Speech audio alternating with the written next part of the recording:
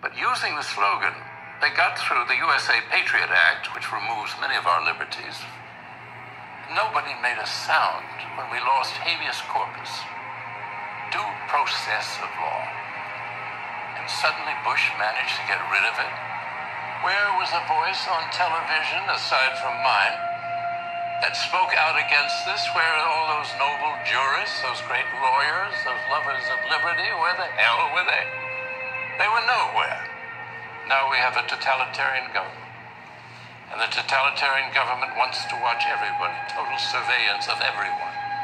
They listen to the telephone conversations. They look at your credit cards. They look where you travel. We are totally policed. This is contrary to everything in our Constitution. As former NSA contractor Edward Snowden revealed in 2013, the US government routinely spies on its own citizens. I, sitting at my desk, certainly had the authorities to wiretap anyone, from you or your accountant to a federal judge to even the president if I had a personal email. And they lied about it. Does the NSA collect any type of data at all on millions or hundreds of millions of Americans? No, sir. It does not. Not wittingly. 4 years after the Snowden leaks, the government is still collecting Americans' private information. The NSA claims it ended bulk collection of domestic phone calls, but the agency still operates several far-reaching domestic spying programs now. There's a way to end this unconstitutional practice. The NSA gets its authority to spy on Americans under Section 702 of the Foreign Intelligence Surveillance Act, but the law expires this year after it hits its 5-year sunset, and lawmakers will soon be debating whether to renew it for another 5 or even permanently. Here's why it's vital they let it lapse and don't renew 702.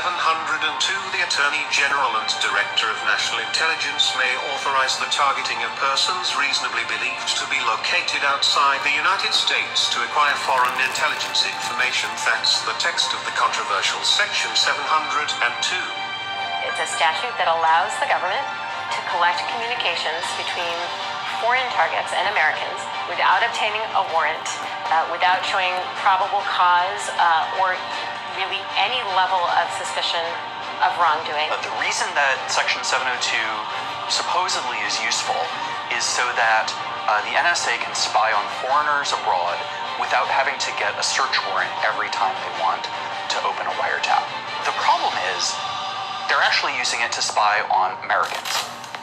US officials have admitted 702 isn't just about spying on foreigners in the run-up to authorizing it. Former NSA head Michael Hayden even said communications with one end in the United States are the ones that are most important to us. Government officials, when they try to defend the breadth of Section 702 surveillance and the fact that communications of Americans are being obtained without a warrant, point to the fact that the target has to be a foreigner overseas, and that any collection of Americans' information is incidental. We hear that word over and over. It's just incidental. Communications incidentally collected, incidentally acquired under the so-called incidental collection issue. Incidental U.S. person collection. Incidentally. That word has a particular legal meaning, which is somewhat in tension with the common sense meaning. I think anybody listening to that statement, our communications of Americans are picked up only incidentally, would get the sense that the government's not really interested in those communications, that those communications are picked up in some way almost accidentally. And that's not the case at all. There are safeguards in the law intended to limit the powers granted by Section 702. The government may not intentionally target any person located in the United States, and variations on that theme, but the Snowden leaks revealed the existence of 2 massive domestic surveillance programs operating under the PRISM program. The government will approach Google or Microsoft or one of those companies and say, here is a target, here's the target's email address, we want all of the stored emails that you have for that target. Then there's upstream surveillance. The NSA forced telecom providers to install surveillance equipment along their physical networks so that it can capture millions of emails and messages in real time, kind of like a wiretap on everyone who uses the internet from they created. Massive searchable databases, think Google, but for searching the private emails of American citizens. The FBI routinely searches through databases that include communications that have been picked up through Section 702 surveillance whenever it conducts an investigation, whether a national security investigation or an ordinary criminal investigation. The FBI, of course, is not a foreign intelligence organization. It's a domestic law enforcement organization. So we know that FBI is using what is supposed to be a foreign intelligence system for domestic law enforcement. Not only were agents capturing and reading messages between Americans and foreign targets, they were capturing messages written by Americans about foreign targets. Imagine you wrote an email to a friend and mentioned something about a suspected terrorist that you read about in the news. In the body of the message under 702, government agents can read that email. If you're collecting communications, not just to a target, not just from a target, but communications that merely mention a target or information associated with that target, you are much more likely to pick up entirely innocent communications that are of no interest to you. Not to mention, you're more likely to pick up communications that are wholly domestic between two Americans. The NSA ended about collection after being ordered to examine the practice by the courts, but the agency has other tricks for surveilling Americans under 702. Reverse targeting is when the government's actual intent is to get information about a particular known American, but instead they choose a target who is a foreigner overseas, presumably knowing that the American will be in contact with that person. Reverse targeting is technically prohibited under 702, so agents use a workaround called a backdoor search. I think that backdoor searches are a form of reverse targeting. Now, backdoor searches are when the government goes into the court, says, we are not targeting any particular known Americans. We have no interest in any particular known Americans. Our only interest here is in the foreign targets. Collects the data based on that representation, and then immediately goes looking through the data for the information of particular known Americans. The NSA even has cutesy code names for some of these abuses. LoveInt is the cutesy code name for spying on your ex at the NSA. It's done enough that they actually have a nickname for spying on your ex. Even the secretive FISA courts, which oversee the intelligence agencies, have questioned the methods by which the NSA has exploited the law to expand its powers. Documents recently made public revealed that the FISA judges accused the NSA of displaying an institutional lack of candor and ignoring a very serious Fourth Amendment issue, when it hid the fact that its agents were only surveilling USA targets. The Office of the Director of National Intelligence has made public some transparency reports, and the most recent release indicates that the government is currently surveilling more than 94,000 people or organizations with techniques authorized under 702. And how many? The Office of the Director of National Intelligence last year promised EFF and a number of other civil liberties groups an estimate of how much data that is purely domestic gets swept up.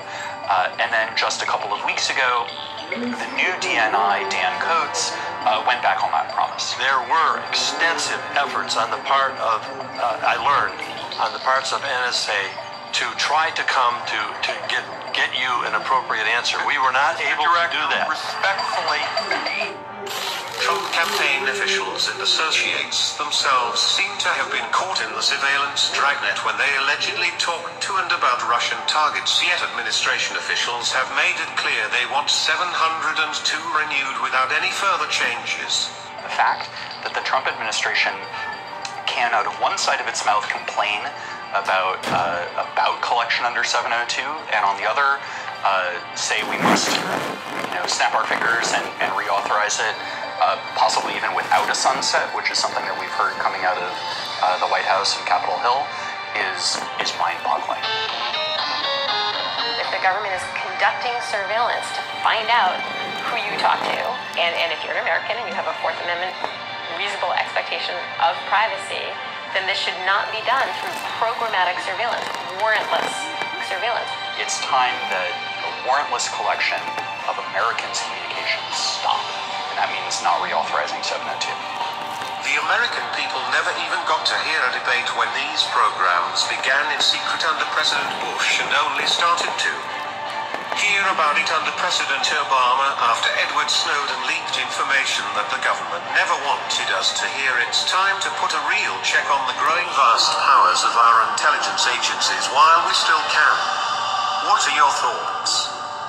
We are anonymous.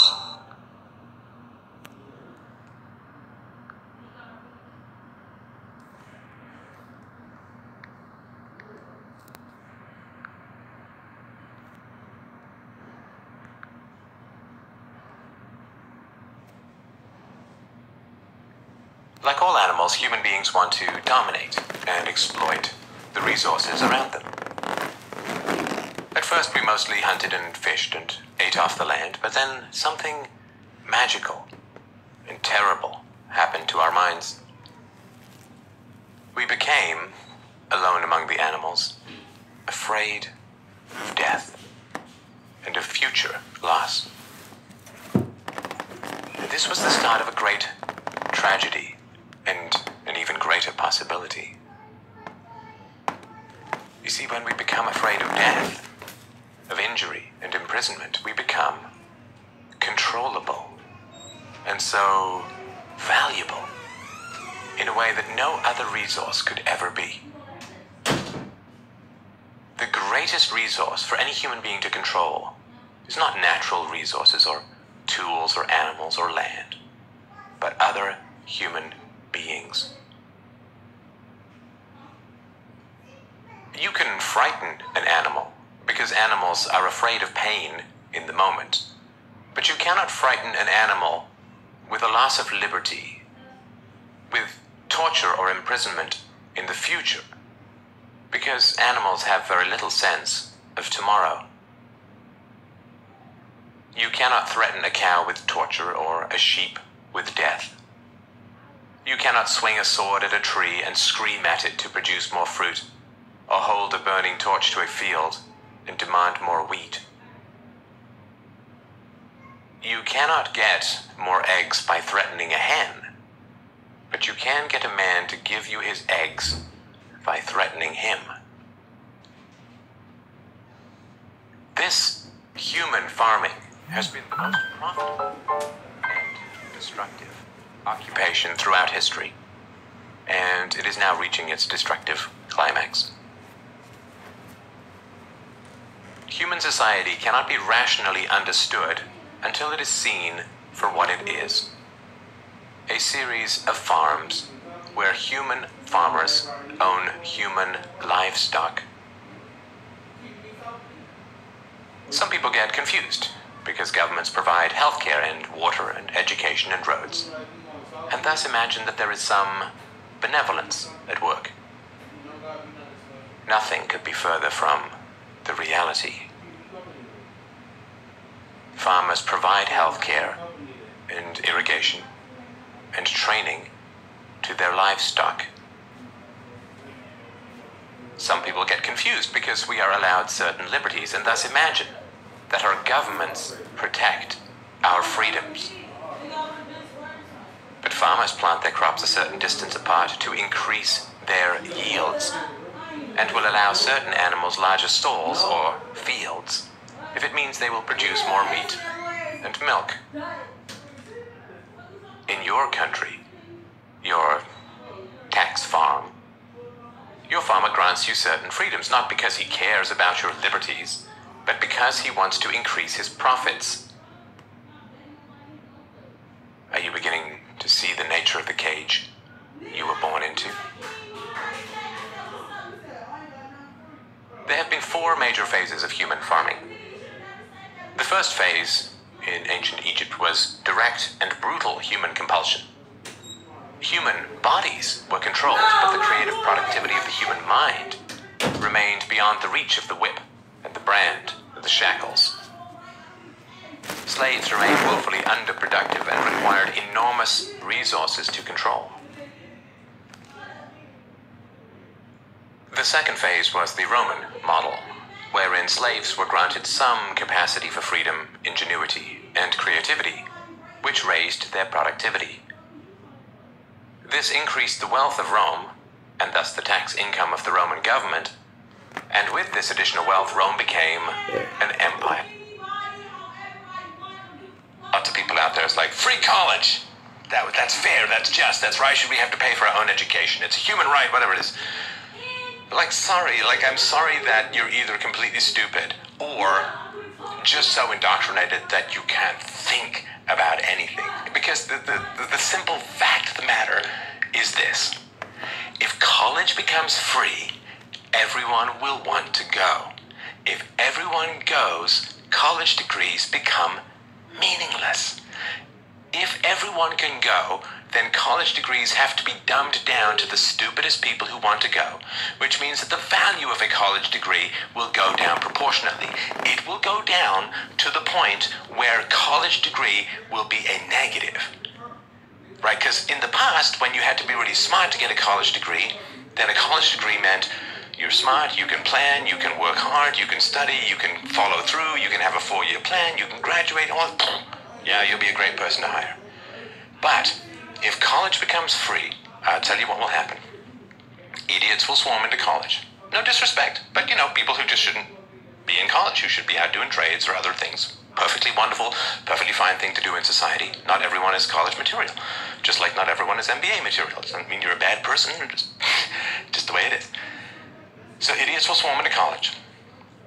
And college will then devolve from, wow, you can cut it in a really demanding discipline, to what kind of idiot wastes 4 years of his life taking nonsense stuff that's been dumbed down by idiots and doesn't even know what a bad decision that is. College will go from a plus to a minus. College will go from something that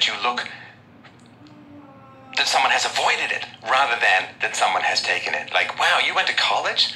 I mean, I've seen that curriculum. It's really, really basic. And why on earth would you want to go to college if you're not being challenged, if you're surrounded by idiots, if it's been dumbed down, if there's all this leftist indoctrination? Why on earth would you bother going to college? I'll tell you this. I mean, if I was still hiring, I would really, really not want to talk to anyone who had an arts degree for sure.